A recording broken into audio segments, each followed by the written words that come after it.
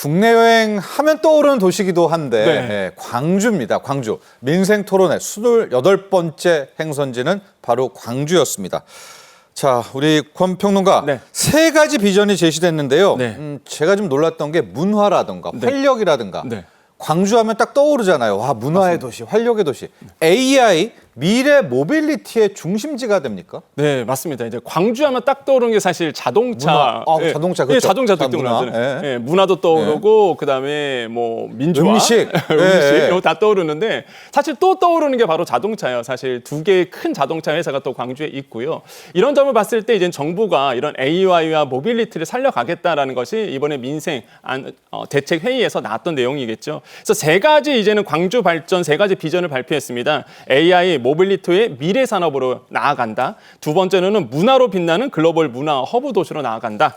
마지막으로 시민이 살기 좋은 활력 넘치는 도시로 간다. 이렇게 해서 세 가지 비전을 이제는 제시를 했었습니다. 이제 이렇게 본다 그러면 윤 대통령은요, 이 광주를 이제 AI와 모빌리티 산업으로 발전할 수 있는 도시로 미래 도시로 만들겠다라고 이제 천명을 한 상태고, 네. 그래서 AI 산업을 도약할 수 있도록 정부가 특히 이제 지방 정부가 아니라 중앙 정부가 뒷받침하겠다라고 이제 강조를 한 것이겠죠. 그래서 실증 도시 조성이라든지 AI 영재고를 만들겠다라고 얘기를 했는데 광주 지금 지역에서는요 굉장히 들썩이고 있습니다. 왜냐하면 영재고가 만들어지는데 AI에 특화된 영재고가 2027년까지 만들어지거든요. 이런 점들은 굉장히 좋다라고 말씀을 드리겠죠. 그래서 2027년까지 개교를 하고 윤 대통령은 세심하게 살피겠다라고 얘기를 했습니다. 특히 이제 광주 같은 경우는 미래차 산단이 있습니다. 국가 산단을 계속적으로 조성하겠다라는 것도 이번에 비전 발표에 들어가 있고요.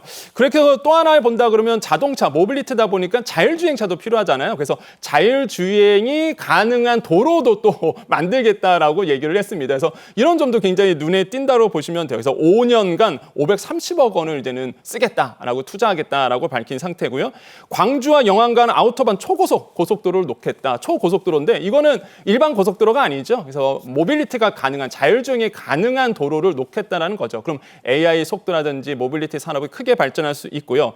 생활 편의도 얘기도 했습니다. 다양한 인프라를 구축하겠다 이렇게 얘기했고, 예, 지금 나오고 있죠. 광주와 연암의 초고속도로 노선도가 이렇게 나오고 있는데 이게 쭉 뚫리는 거예요. 이게 47km 정도가 되거든요. 굉장히 긴 거리입니다. 여기에 자율주행이 가능한 도로예요. 그러니까 일반 도로가 아닌 거죠. 그래서 여기서 베스트가 들어가겠죠. 배드 테스트가 들어가겠죠. 그래서 이런 부분도 이제는 나올 수가 있다라고 보시면 되겠고, 저는 좀 기대를 많이 해본다라고 말씀을 드립니다. 그림상 1번입니다, 여러분. 예, 맞습니다. 네, 1번. 네. 예, 그리고 또 한 가지가 눈에 띄는 거는 이제 아까 말씀드렸지만 생활 인프라거든요. 그래서 생활 인프라에 대한 얘기도 많이 했는데 여기서 영산간 식선 활용 얘기도 했습니다. 사실상 광주가 작년에 가뭄이었을 때 사실 이제는 이 영산간의 물을 식수로 썼던 기록이 있거든요. 그래서 수질 개선 얘기하면서 이런 걸 어떻게 활용할까에 한 부분. 그래서 네. 결국에는 복지 증진에 대한 내용도 같이 담겨져 있습니다. 좋습니다. 이제 세 가지 키워드 중에서 AI, 미래, 모빌리티 첫 번째 키워드를 권 평론가가 잘 설명을 해 주셨고요. 한국형 아우토반인데 한국형 미래 모빌리티 아우토반입니다. 네. 자율주행이 가능할 테니까 뭐 많은 통신 시설도 있어야 되겠고 좀 기대가 됩니다. 또 AI 영재고입니다. 기존에 이제 영재고는 있는데 네. AI가 붙으니까 AI 과학 영재고 2027년이었죠? 맞습니다. 네, 2027년. 2027년이니까 우리 내 아이를 AI 영재로 키우고 싶다 하는 분들은 이제 광주로 가십시오. 2027년에 개교한다라고 합니다.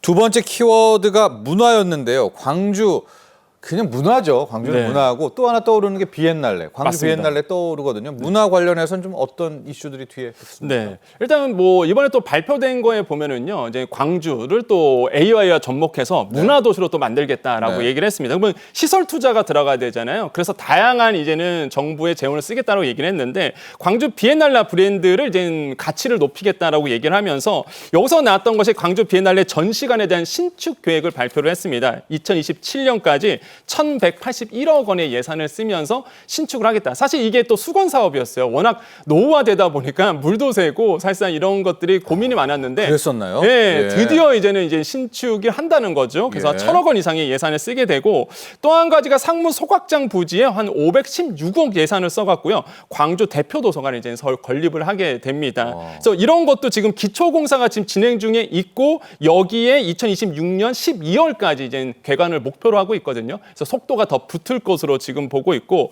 국립광주박물관에 또 299억 원 투입해갖고 문화관도 건립하는 부분 이것도 이제는 같이 이제 발표를 했죠. 이런 것도 이제 눈에 띄고요. 기대 효과라는 역시나 이런 AI 시스템과 맞물려서 첨단 기술과 맞물려서 문화도시로 또 한번 도약할 수 있는 부분들이 이제는 기대감이 듭니다. 특히 이제 로컬 100과 연계해서 들어가는 건데 이 로컬 100은 뭐냐면요. 일단 문체부에서요. 뭐 지역 내 우리나라의 모든 지역 내에 뭐는 정말 아름다운 도시도 있고요. 또한 인적 자원도 되게 많거든요. 그래서 문화에 대해서 널리 알리겠다. 그래서 100곳을 선정하게 됩니다. 여기에서 이제 광주와 함께 들어가서 로컬 100과 한마디로 연계로 해서 시너지 효과를 내겠다라고 밝힌 상태고요. 그래서 이런 로컬 100 선정 과정도 있는데 굉장히 공정하게 선정을 하거든요. 그래서 다양한 선정 방법과 통해서 그다음에 주요 평가 요소도 보면은 굉장히 꼼꼼하게 평가 요소를 봅니다. 여기에 이제 광주가 들어갔다는 거죠. 그래서 이런 거 연계해서 광주를 문화도시로서 이제 발돋움할 수 있도록 중앙정부가 도와주겠다라는 게 이제 핵심 요지다라고 말씀을 드립니다. 네, 두 번째 키워드 문화 광주입니다. 광주 문화. 기존에 워낙 또 잘하고 있는데 여기 AI 또 맞습니다. 미래라는 키워드도 함께 접목이 돼 있고요. 세 번째가 활력인데요. 활력은 아마도 광주 시민분들도 관심이 많을 것 같습니다. 지금 가장 나온 거 본 중에 첫 번째가 교통도 있지만 활력에서 복합 쇼핑몰 건립. 이제 이 이야기는 참 많이 좀 언급이 되지 않았습니까? 이거 어떻게 됩니까?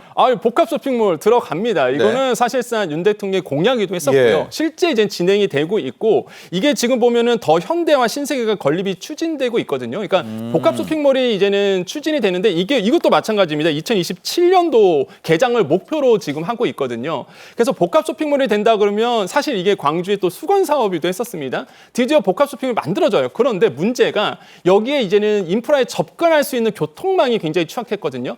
그래서 이번에 나왔던 것이 바로 간선 급행 버스 체계입니다. BRT라고 보통 얘기를 하잖아요. 전용 차로가 있고요. 그다음에 접근성이 굉장히 좋고요. 무엇보다 신속성과 적식성이 사실상 요구되고 있는 부분인데 이 BRT가 해결한다는 부분이겠죠.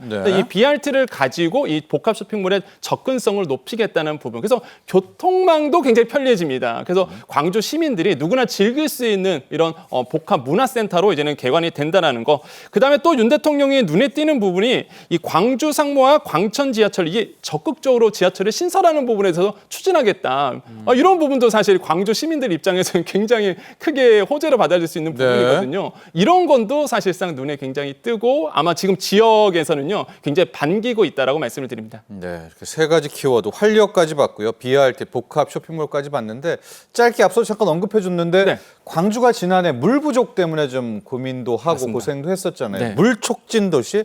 이건 뭡니까? 네, 이제는 물 촉진 도시 아마도 이제 지정을 하겠다고 얘기를 했는데 그게 뭐냐 그러면 이 영산강이라는 있습니다. 사실상 이 영산강은 공업 용소도 많이 썼었어요. 아마 농업 용소도 쓰는데 사실 먹는 물로는 쓰지 않았는데 작년에 가뭄이 너무 심했습니다. 맞습니다. 일시적으로 잠깐 썼었거든요. 근데 이제 사실상 지금 기후 변화가 굉장히 심하다 보니까 언제 또 쓸 수 있잖아요. 그래서 이제는 영산강에 대한 부분과 그다음에 물 부족에 대해서 해결하자라고 해서 정부가 이런 취약성을 해결하기 위해서 광주에 과감한 투자를 한다는 거죠. 그래서 촉진지구로 지정을 합니다. 촉진지구로 지정을 한다 그러면 종합계획을 수립해야 되잖아요. 근데 그 종합계획이 그냥 종합계획이 아니죠. 어떤 거가 종합계획이냐? 물순환 사업과 통합해서 이제 계획이 잡혀지게 됩니다. 또 한 가지가 연계해서 진행될 수 있겠죠. 이런 것들도 이제 같이 들어가게 되고 결국에는 영산강에 대한 뭐 수질 개선도 될 것이고요. 물 부족도 이제 해결이 되는 부분. 이런 것들을 이제는 중앙 정부가 나서서 해결하겠다는 것이 이번 어떤 발표의 핵심이고 요지다라고 말씀을 드립니다. 네. 자, 오늘 광주에 대한 이야기 여기까지 하도록 하겠습니다. 함께해 주신 권혁준 경제평론가는 여기서 보내드릴게요. 오늘 감사합니다. 네, 감사합니다.